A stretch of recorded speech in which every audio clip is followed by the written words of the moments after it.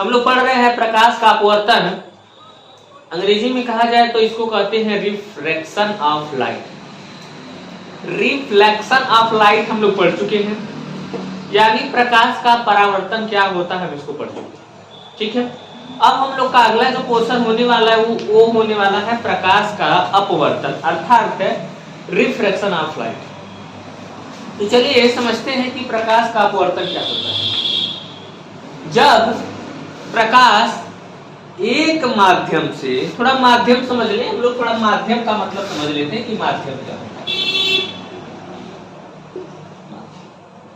जैसे देखो, जहां पर कुछ भी नहीं है यानी हवा भी नहीं है, यानी उसको हम लोग कहते हैं निर्वात।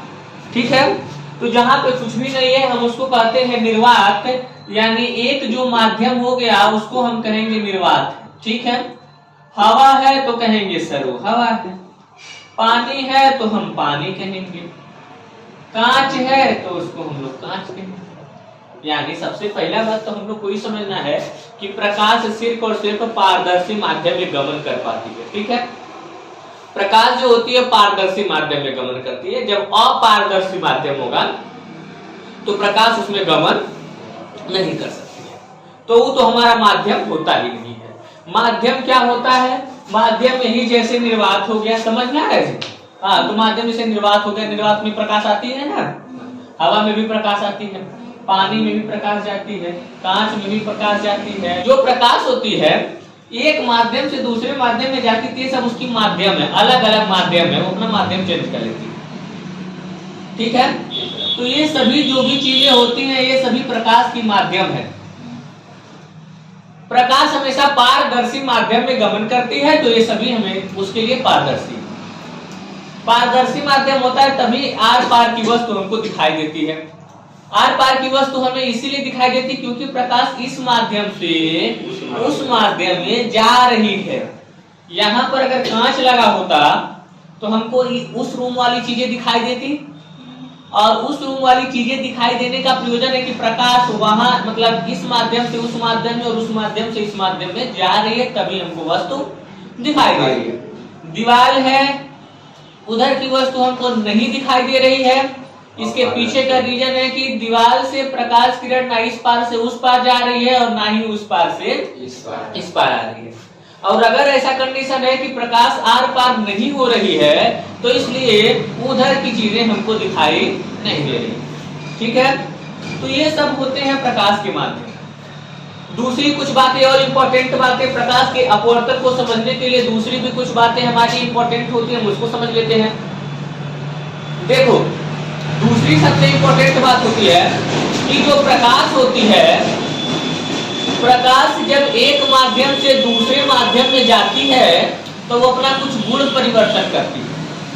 उन्हीं गुणों को हमको प्रकाश के अपवर्तन में पढ़ना है। प्रकाश जब भी एक माध्यम से दूसरे माध्यम में जाती है तो कुछ गुण प्रदर्शित करती है और उन्हीं गुणों को हमको इसमें पढ़ना है। लेकिन माध्यम किस प्रकार के हो सकते हैं आइए उसको समझ लेते हैं। जैसे देखो, निर्वात में कुछ भी नहीं है। ठीक है, एक माध्यम हो गया निर्वात, निर्वात में कुछ भी नहीं है यानी अणु ही नहीं है।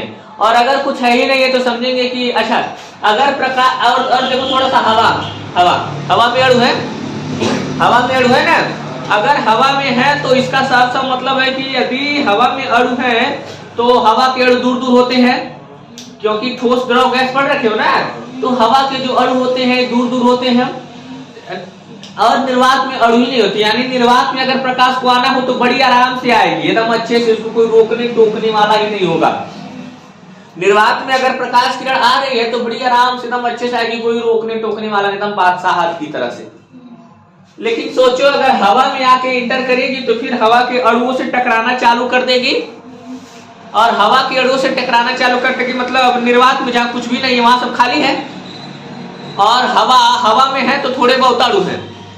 तो अच्छा, थोड़ा सा और समझ लेते हैं। मान लो पानी में आ गई, उसके बाद पानी में तो बहुत ज्यादा अणु पास है, द्रव है ना, तो द्रव के अणु बहुत पास होते हैं, तो पानी के तो और ज्यादा अणु पास हो गए, और अगर पानी के और ज्यादा अणु पास हो गए तो प्रकाश को जाने में अब दिक्कत होने लगेगा।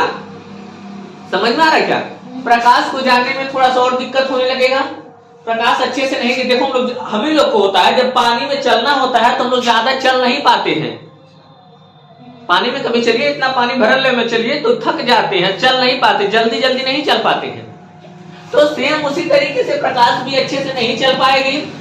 ठीक है, अगला मान लो प्रकाश चली गई कांच में, कांच में अब ठोस हो गया, बार बार कांच के कड़ों से टकराते टकराते जाएगी। और अगर कांच के कड़ों से टकराते टकराते, क्योंकि ठोस के अणु बहुत ज्यादा पास पास होते हैं। अब ठोस के अणु बहुत ज्यादा, जैसे तुम्ही को हम कह दें ये एकदम पक्का 4 लेन वाली सड़क मिल जाए, पक्की, तुम बहुत VIP चल रहे हो, सन भाग रहे हो। अगर फिर मान लो कि थोड़ा मोड़ा पक्की वाली सड़क हो लेकिन टूटी फूटी हो, कहीं गड्ढी गुड्ढा हो, तो तुम थोड़ा सा चलोगे लेकिन थोड़ा सा तुम्हारी रफ्तार अब कम होगी। क्यों? क्योंकि तुम्हारे माध्यम में गड्ढे आने चालू हो गए, रुकावटें आने प्रारंभ हो गई। ठीक है, अरे एक बार तुम पहुंच जाओगे खड़ंजा पर, और जब तुम पहुंचोगे खड़ंजा पे तो तुम्हारा रफ्तार और ज्यादा कम हो जाएगा। समझ में आ रहा है? तुम्हारी रफ्तार और ज्यादा कम हो जाएगी क्योंकि मार्ग में रुकावटें ज्यादा हो गई। अब अगर तुम थोड़ा सा और पहुंच जाओगे, जैसे मान लो जब कभी सड़कें बनती हैं तो नए नए पत्थर पड़ जाते हैं, पत्थर गिरा दिए जाते हैं, सब गिरा देते हैं, वहां पे हमारी रफ्तार और तन को बनवा नहीं करती है। लड़कियां तो उतर के पैदल चलती हैं, लड़के भी चलते हैं, ऐसी बात नहीं है, लेकिन तो लड़कियां तो अधिकतर होती उतर के पैदल चलती है। लड़के कुछ होते हैं जो उनके कहीं डर नहीं होता, वो बन जाते सुपर हीरो। आओ वही से ठीक है, तुरंत ताड़ा चलती है, भले बाद में जाके 50 रुपया लगे बनवाना पड़ेगा। तो यानी हमारे कहने का साफ साफ मतलब हुआ कि ये सब होता रहता है, जैसे हमारे लाइफ में होता है, सेम उसी तरीके से जैसे हमारी लाइफ का मतलब सिस्टम है, सेम उसी तरीके से प्रकाश का भी सिस्टम है। अब हमारी ये कुछ इंटरेस्टिंग बातें बता देते हैं। देखो, जब किसी भी पदार्थ के अणु होते हैं दूर दूर, किसी पदार्थ के अणु होंगे दूर दूर, ठीक, अगर किसी पदार्थ के अणु दूर दूर होते हैं तो मार्ग में रुकावटें कम होती हैं, रुकावट नहीं होती हैं।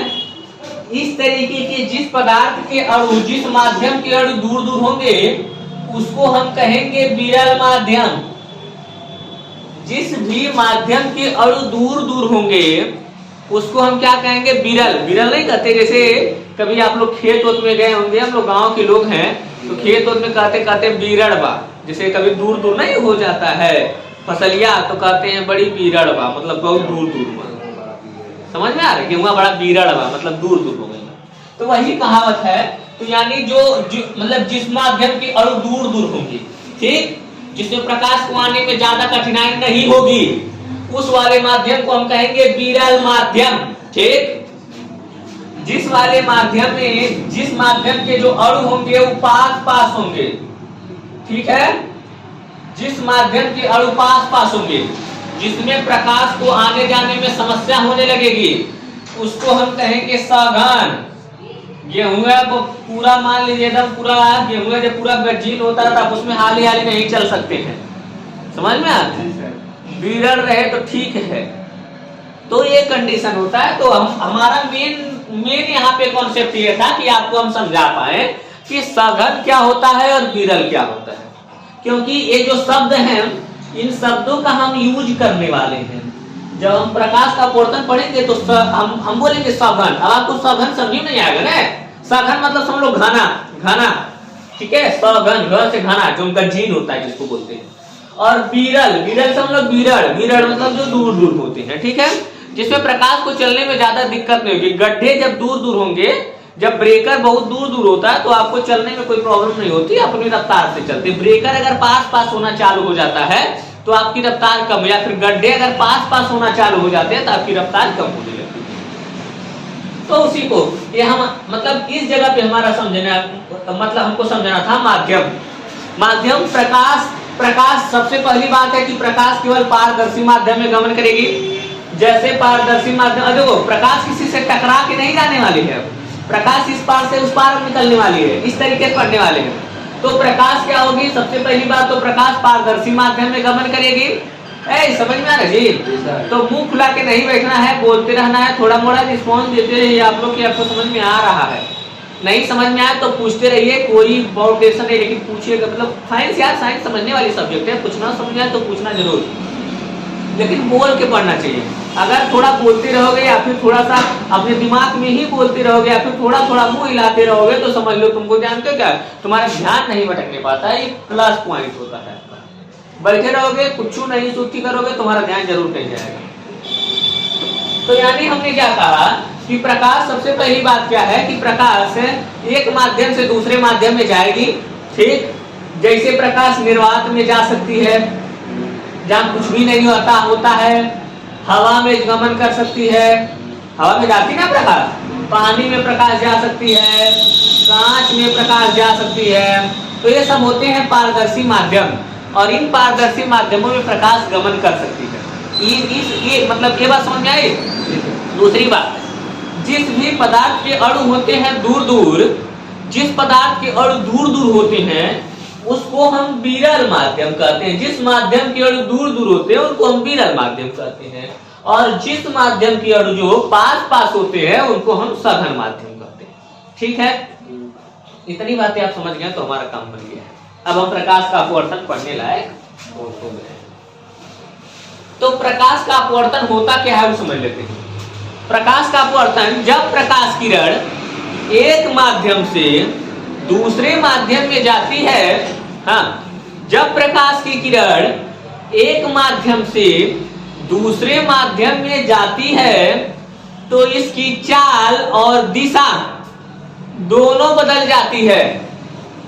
जब प्रकाश की किरण एक पारदर्शी माध्यम से, थोड़ा सा और ला रहे हैं अच्छे से, जब प्रकाश की किरण एक पारदर्शी माध्यम से दूसरे पारदर्शी माध्यम में जाती है तो इसकी चाल और दिशा दोनों बदल जाती है।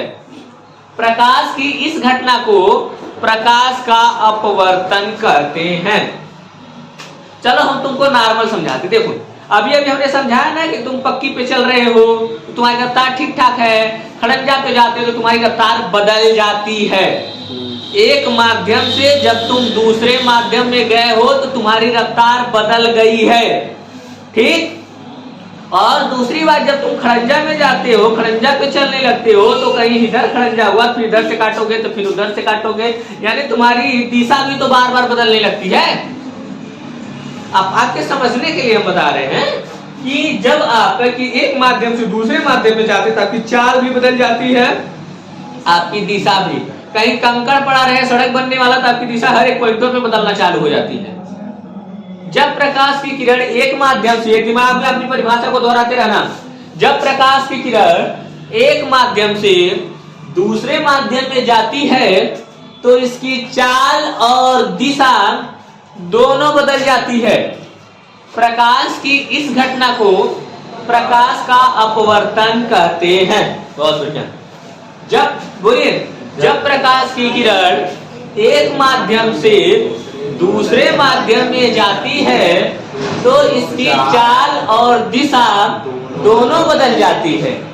प्रकाश की इस घटना को प्रकाश का अपवर्तन, क्या बदलती, चाल बदलती और दिशा बदलती। तुम अपने आप को इमेजिन करो कि तुम एकदम पक्की पर से सीधे सीधे पहुंचे हो खड़ंजा वाले पे, जहां कंकड़ पर गड्ढी गुड्ढा है, क्या होगा, तुम्हारी चाल बदलेगी नहीं बदलेगी, और दिशा भी बदलेगी ना, ठीक है। अब आइए कुछ बात समझते हैं। ये है हमारा एक माध्यम। अभी कौन चीज क्या है वो हम सारा समझाएंगे, लेकिन अभी ये समझिएगा कि ये एक माध्यम है, इसके ऊपर का अलग माध्यम है और इसके नीचे का अलग माध्यम है। चलिए हम अलग माध्यम दिखाने के लिए हम ऐसे डैश डैश डैश कर देंगे, ठीक है। यानी हम कहेंगे इसको कहेंगे माध्यम नंबर 1, ठीक। चलिए हम दिखा दिया, इसको लिखेंगे माध्यम 2। ये हमारा हो गई माध्यम नंबर 1 और ये जो हो गया माध्यम नंबर 2, ठीक है। इसमें देखिए, ये मान लो थोड़ी देर के लिए मान लो कि ये जो माध्यम है ये वायु है, ठीक है, वायु।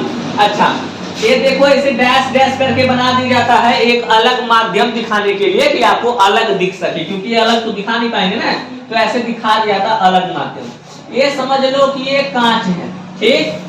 अब बताओ अगर ये वायु है और अगर ये कांच है तो कौन सा विरल होगा? ऊपर वाला। वायु जो होगी विरल होगी, वायु के अणु जो होंगे दूर दूर होंगे ना, तो वायु जो होगी ये विरल माध्यम होगी, ठीक। और कौन सा सघन होगा? कांच, क्योंकि कांच के जो अणु हैं ये पास पास, ठोस द्रव गैस पढ़ रखे हो ना, तो कांच के जो अणु होते हैं ये होंगे पास पास, और जब कांच के अणु पास पास होंगे तो ऐसे माध्यम को हम क्या कहते हैं? सघन माध्यम। तो हम यहाँ पे क्या लिखने जा रहे हैं? सघन माध्यम, ठीक। और अभी अभी हमने एक परिभाषा बताया है प्रकाश के अपवर्तन का। प्रकाश के अपवर्तन का ये परिभाषा बताया कि जब प्रकाश की किरण एक माध्यम से दूसरे माध्यम में जाती है तो इसकी चाल और दिशा दोनों बदल जाती है। प्रकाश की इस घटना को प्रकाश का अपवर्तन कहते हैं, ठीक। लेकिन सर ये बात बताइए, पक्की से खड़ंजा पे जाएंगे तब क्या होगा, और खड़ंजा से पक्की पर आएंगे तब क्या होगा?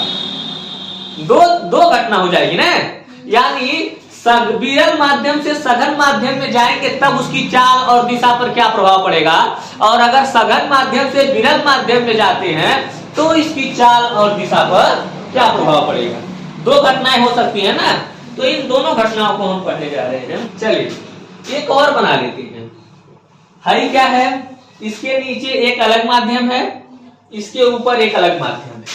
अब की बारी हम ऊपर ऐसे ऐसे करके दिखा देते हैं, ठीक।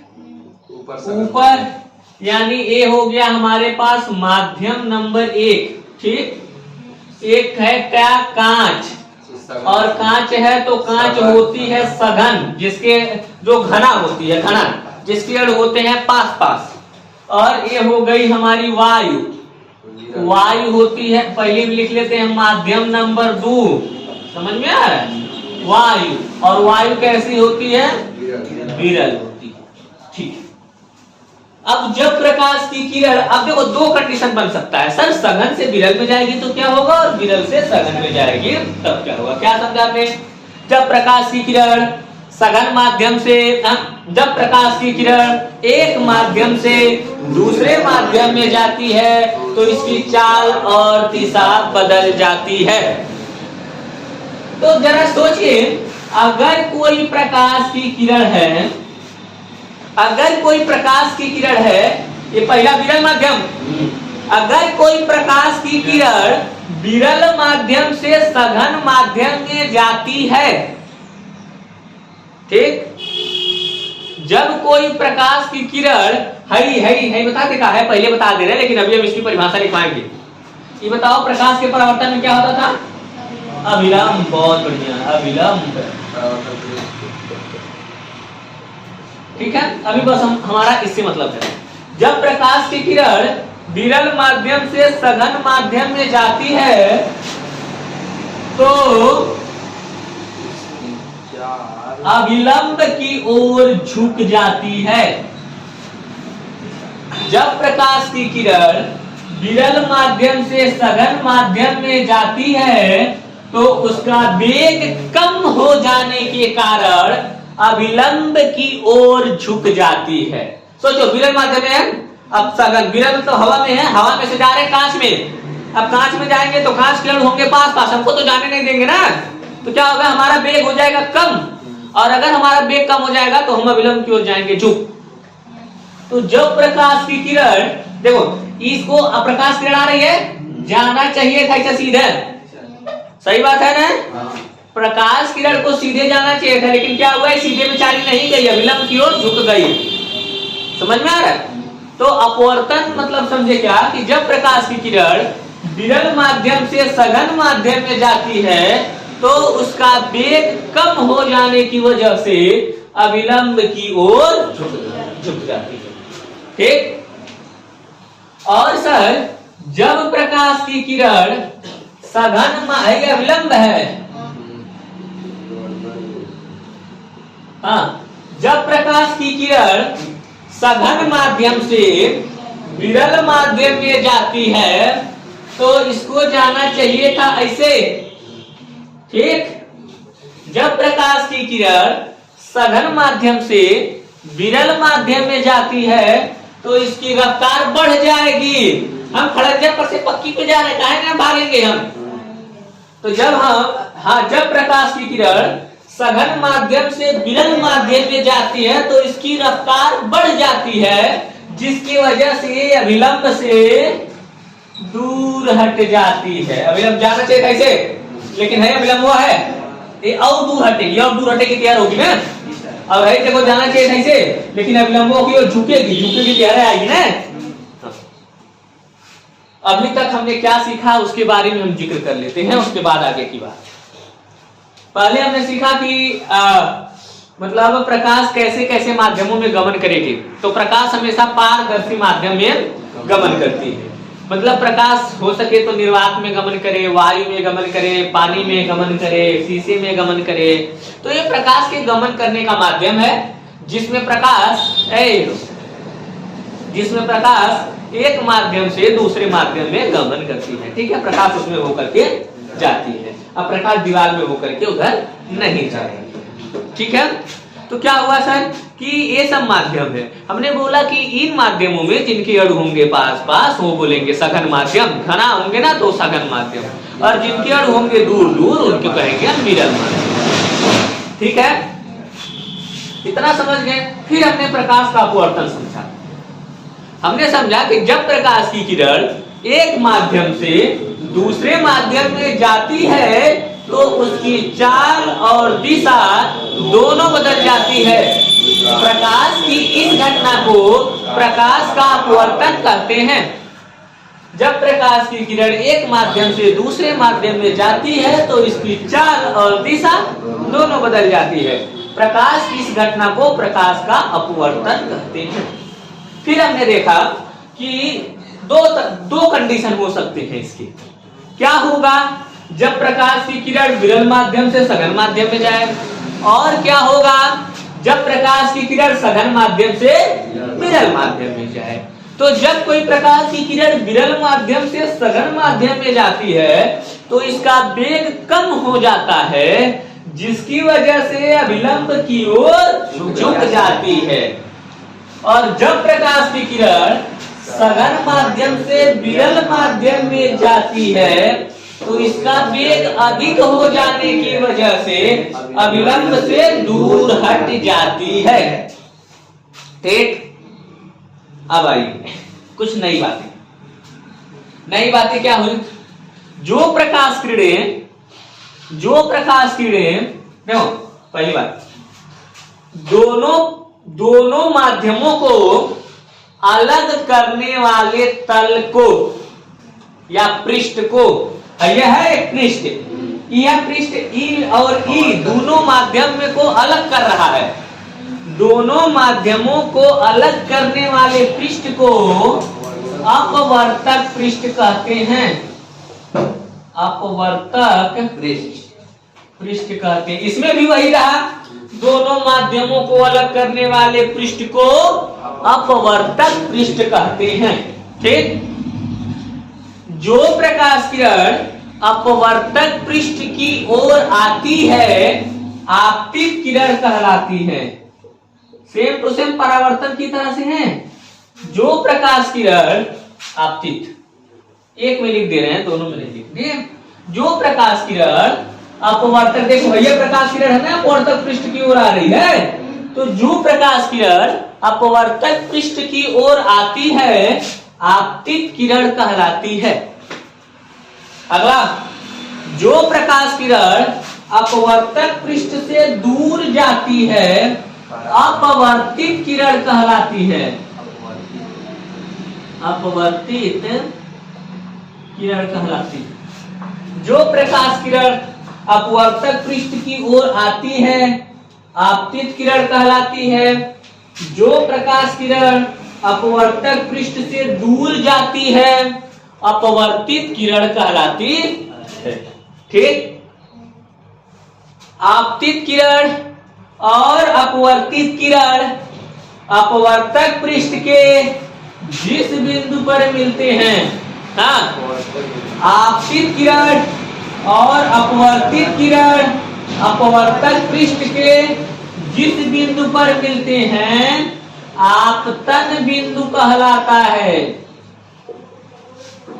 ठीक, आपतित किरण और अपवर्तित किरण अपवर्तक पृष्ठ के जिस बिंदु पर मिलते हैं आपतन बिंदु कहलाता है। ठीक, अब अगली परिभाषा, आपतन बिंदु पर अपवर्तक पृष्ठ के लंबवत, ये आपतन बिंदु है, आपतन बिंदु पर अपवर्तक पृष्ठ के लंबवत खींची गई काल्पनिक रेखा को, आपतन बिंदु पर अपवर्तक पृष्ठ के लंबवत खींची गई काल्पनिक रेखा को अभिलंब कहते हैं। इसे कैपिटल N से प्रदर्शित करते हैं। ठीक, आगे बढ़े। आपतित किरण और अभिलंब, आपतित किरण और अभिलंब के बीच के कोण को आपतन कोण कहते हैं। इसे स्मॉल आई से प्रदर्शित करते हैं। ठीक, अपवर्तित किरण और अभिलंब, अपवर्तित किरण और अभिलंब के बीच के कोण को अपवर्तन कोण कहते हैं। इसे स्मॉल आर से प्रदर्शित करते हैं। इतनी बातें थी और इतनी बातें आपको पता होनी चाहिए।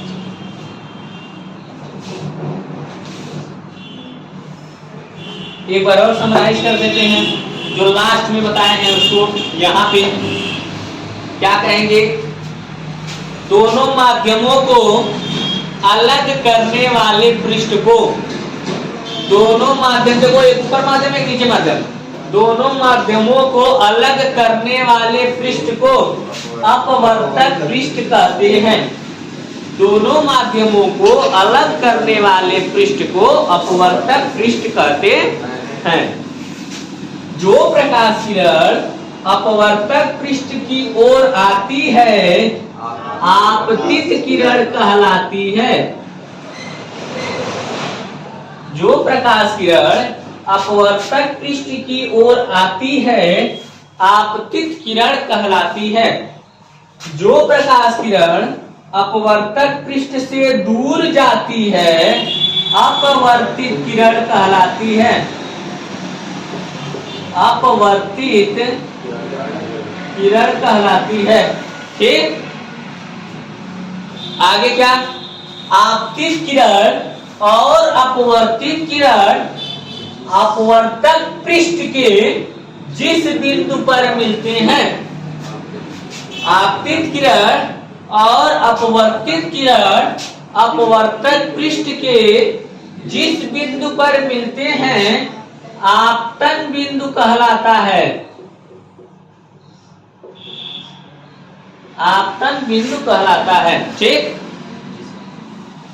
आपतन बिंदु पर अपवर्तक पृष्ठ के लंबवत, आपतन बिंदु पर अपवर्तक पृष्ठ के लंबवत खींची गई काल्पनिक रेखा को अभिलंब कहते हैं। इसे कैपिटल N से प्रदर्शित करते हैं। ठीक, आपतित किरण और अभिलंब के बीच के कोण को आपतन कोण कहते हैं। इसे स्मॉल आई से प्रदर्शित करते हैं। ठीक, अपवर्तित किरण और अभिलंब, अपवर्तित किरण और अभिलंब के बीच के कोण को अपवर्तन कोण कहते हैं। इसे स्मॉल आर से प्रदर्शित करते हैं।